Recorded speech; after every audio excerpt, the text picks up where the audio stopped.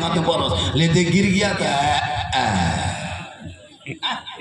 थोड़ा बहुत भी पढ़ लिख लोग ना भैया, स्कूल है, कॉलेज है, पढ़ाई है, लिखाई है, मौलाना है, मस्जिद है, सब कुछ है, फिर भी तुम गड़बड़ा गए।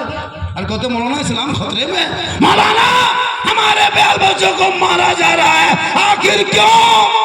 अरे इस देश में गरीब नवाज ने जब चटाई डाला था, मशीन कहीं लेके नहीं गरीब नवाज आए, तोप कहीं लेके नहीं आए, पेप कहीं लेके नहीं आए, AK-47 लेके नहीं आए, चंद मुरीदों को लेके, चंद गरीबों को लेके आना सागर के बगल में पृथ्वीराज की हुकूमत में रामदेव प्रसाद के दरवाजे पे 150 राजाओं के स्थान में जब चटाई डाला था, पूरी दुनिया ने देख लिया कि जिस खाजा ने भारत के धरती पे मुसलमान को बसाया है, अब तू मत घबरा।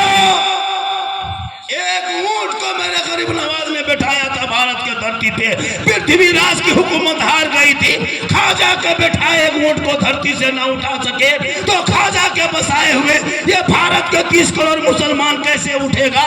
पता ये चला जब तक खाजा गरीब नवाज भारत में रहेंगे तब तक भारत में मुसलमान रहे।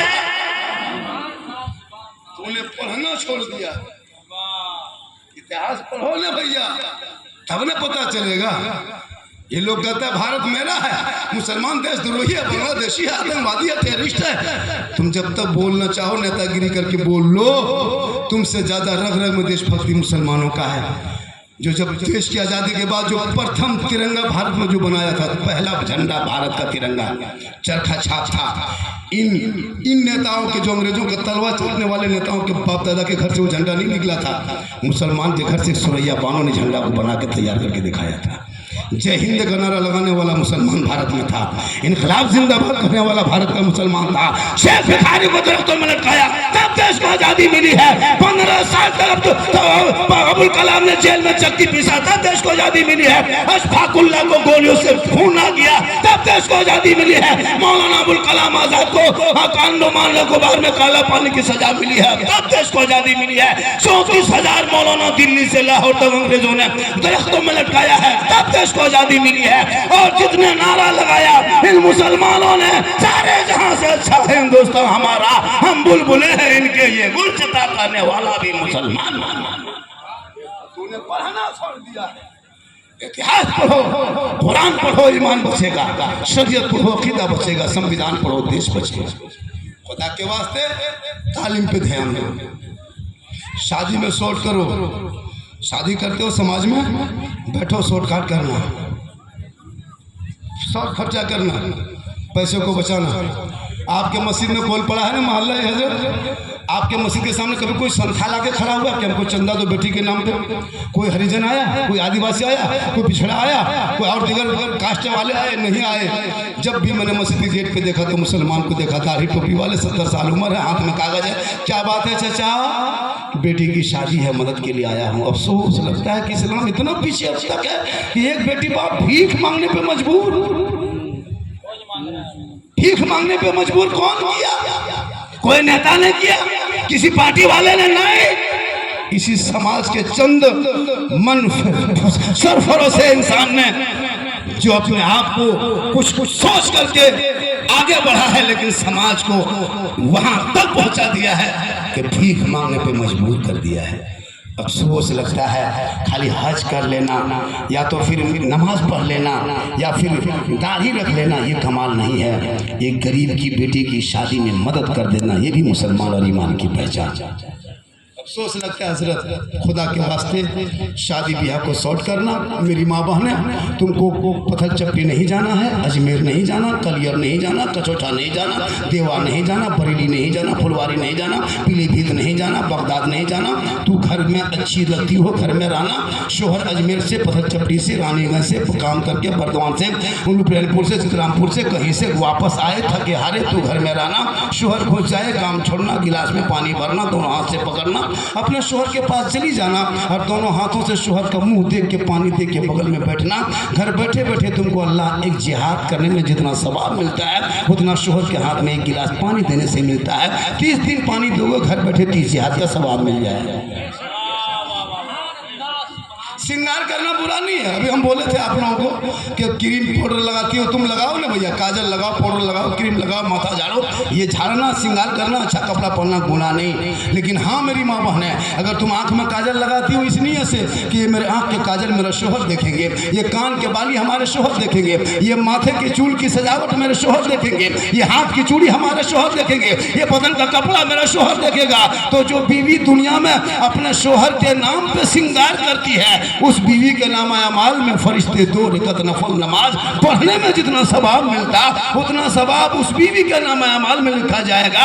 जो बीवी शोहर के नाम पे दुनिया में एक दिन श्रृंगार करती है तो 2 रकात नफल का सवाब, 30 दिन श्रृंगार करेगी 60 रकात नफल का सवाब, 1 साल श्रृंगार करेगी, सवाब को जोड़ लो 10 साल सवाब श्रृंगार करेगी तो सिर्फ शोहर के नाम तो नेकियों का पहाड़ जमा हो जाएगा। तो फिर कलियर कछो सा क्यों जाओगे, घर बैठे नहीं क्या कमा लोगे। वही बीवी प्यारे आका जनाब मोहम्मद रसूलुल्लाह फरमाते, बीवियों से मोहब्बत करना ये रसूल की सुन्नत है, कहें सुभान अल्लाह। इसलिए खुदा के वास्ते अपने बाल बच्चों को बिगड़ने मत दो, बाल बच्चों के राह रास्ते पे लाना ये आपका काम है। अगर ये कोई शराबी जिस घर में शराब पीता है उस घर के तमाम बर्तन नापाक होता है। शराबी के घर में कभी खाने की कोशिश मत कीजिएगा वरना तुम भी बर्बाद हो जाओगे। जैसे इस गांव में अगर 2 शराबी लड़का है इस गांव में, हालांकि इस गांव में कोई नहीं है, यहाँ सब दूध के धवल है ना।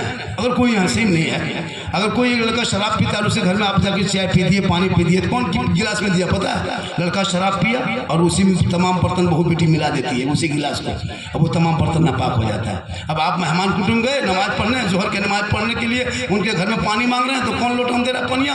जो शराबी गिलास पिया पानी पिया था, जो गिलसा उसी बर्तन में मिला के धोया था, उसी में तुमको पानी दे दिया, वो बर्तन लोटवो ना पाक, पनियो ना पाक, वजू करके नमाज पढ़ने जा रहे हैं तो मने नहीं लग रहा है।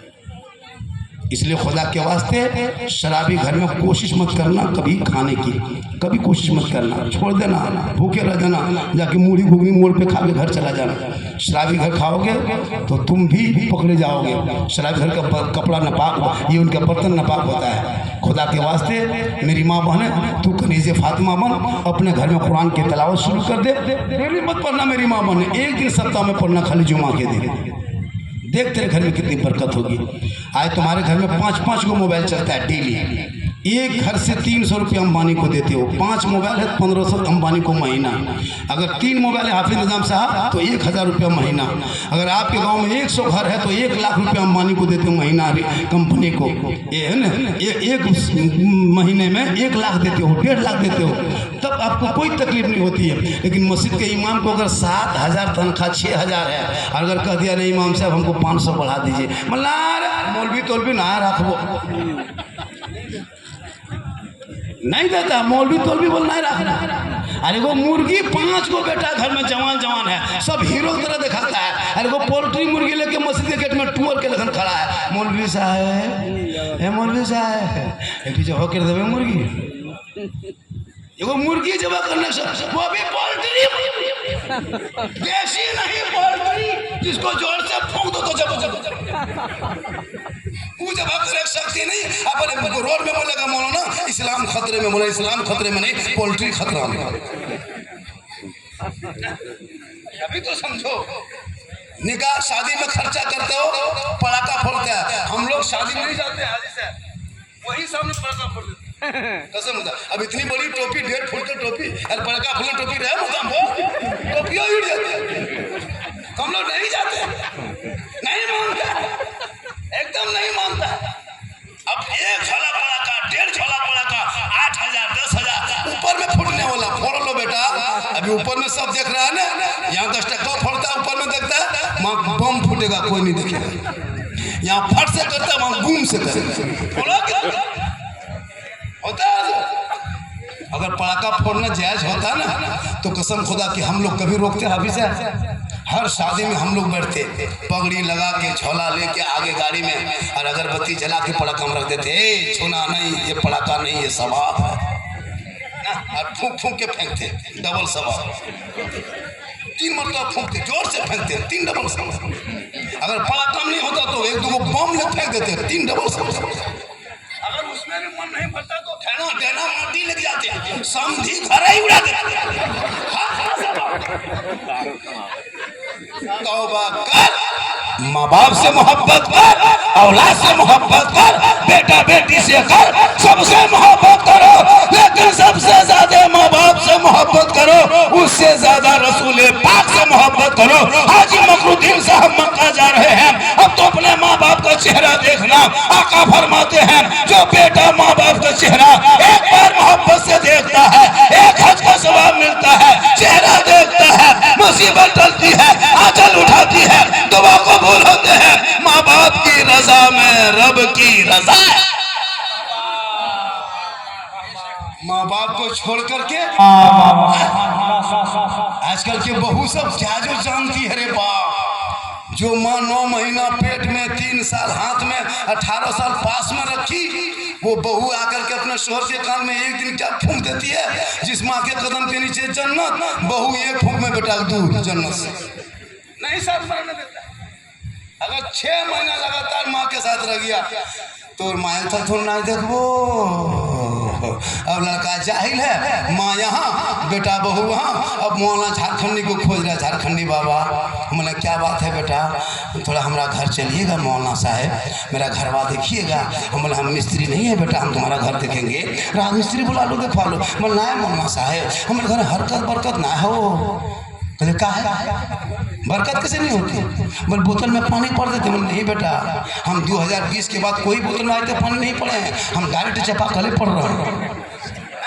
माँ बाप जिनके दुआ में गारंटी है वो माँ बाप वहाँ है, और जिनके दुआ में गारंटी नहीं, मौलाना झारखंडी बोला के दुआ करवाया। हमने मौलाना खा लिए, 10-20 रुपया लेके फिर चल दिए, जैसे रख ले। अपनी माँ से दुआ करा, माँ से। एक बूढ़ी माँ चल उठा देती है ना, आका फरमाते वो दुआ कबूल होती है। तो पीर की दुआ कबूल नहीं होने की गारंटी है, कोई गारंटी नहीं। क्या हाजी हो, मौलाना हो, मुफ्ती हो, गारंटी नहीं, लेकिन रसूल फरमाते एक माँ की दुआ कबूल होती है। इसलिए जब यहाँ से मोड़ तरफ निकलो, शहरदार फाटक या फिर मोड़ तरफ जाते हो, कोलपई क्या कहते इधर भाटी तरफ, तो बूढ़ी माँ के लिए मेहजाम जाते हो तो बूढ़ी माँ के लिए कुछ ला देना, और बूढ़ी माँ को चुपके से हाथ में दे देना। माँ कहेगी बेटा क्या है? माँ खा के देखने क्या है। तेरी माँ एक टुकड़ा खाएगी लेकिन पूरे दिल पे से वो दुआ देगी। कभी बूढ़े बाप को पूछना, बाबा हम मोड़ तरफ जा रहे हैं, कुछ ला देंगे? एगो सिंगला ला के 5 रुपये सिंगला बाप के हाथ में दे देना। कसम खुदा तुम्हारे बाप को लगेगा कि दिल बाग हो जाएगा, दिल से दुआ निकल जाएगी। उस माँ को पूछ के जाओ कभी मार्केट ला के दो। लेकिन कोई लड़का ऑफिस है माँ बाप को पूछ के जाता है? अब्दुल करीम भाई जिंदगी माँ बाप को नहीं पूछेगा, अपनी बीवी को पूछेगा, खोज के पूछेगा। घर में नहीं मिला, छत में तो वहां जाके पूछेगा, और नहीं पूछ पाया तो मोड़ से जाके फोन करेगा, हेलो हेलो कौन सी खाए मन करो? तो बीवी यहाँ से बोल गुप चुप, लड़का चुपे चुप, 15 बोला के दे दिए। कौन हो? हम बेटी बहू मान रही है। उसकी सास पूछ रही, हाँ बहू, हाँ बड़की कौन सी खा रहा नहीं? तब तक खत्म गुपचुप अंदर मुंह में लेके थोड़ा बोल पाते। नौजवानों, अपनी बीवी को खिलाना कोई मौना मना नहीं करता, अपनी बीवी को खिलाना ये रसूल की सुन्नत है। हम तो कहते हैं गुपचुप का ठलवे उठा के ले आओ, लेकिन याद रखना बीवी से मोहब्बत करो, रसूल की सुन्नत। बीवी से खिलाओ पिलाओ, रसूल की सुन्नत। इन छोटे छोटे बच्चों को तुम जो पालने के लिए, रोजी रोटी के लिए निकल जाते हो, हलाल कमाई, ये भी फी सबिलिल्लाह, ये भी जिहाद है, ये भी सवाब। और माँ बाप से मोहब्बत करो, सबसे ज्यादा रसूल पाक से मोहब्बत करो। जब मैदान महशर में कोई काम ना आएगा तो रसूलुल्लाह की शफाअत। 1 घंटा हो गया, 1 घंटा पूरा हो गया, 1 घंटा से ज्यादा हो गया। इससे ज्यादा बोलवाइएगा आप लोग फंस जाइएगा, क्योंकि मैं 12 घंटा सफर करके छत्तीसगढ़ से आया हूँ, और एगो किडनी के दाम अभी 16 लाख हो गया। रिम्स में सुनने में आया 16 लाख से ज़्यादा हो गया।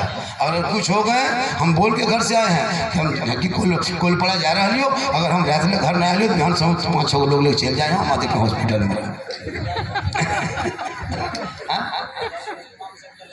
हो गए, चले गए, शहीद हो गए इमाम साहब। देखे इमाम साहब मौत देख लिए ना, इमाम साहब जियाजोरी वाले हमारे साथ, हम लोग एक साथ कितने प्रोग्राम, जब हम कल थे फेसबुक में देखे तो हमको अजीब चौंक गए, तब उसको एक पूरा खबर लिए। मौत की कोई गारंटी नहीं है, कोई गारंटी नहीं है। जिंदगी की कोई गारंटी नहीं है, लेकिन मौत की गारंटी है। जिंदगी जो हम लोग जी रहे उसकी कोई गारंटी नहीं, लेकिन मौत गारंटी है कि एक दिन आएगी। और मौत कब आएगी ये कोई नहीं कह सकता है। अब तुम कहोगे मौला हम 70 साल में मरेंगे, तो हमने माँ के पेट में भी बच्चा मरते देखा।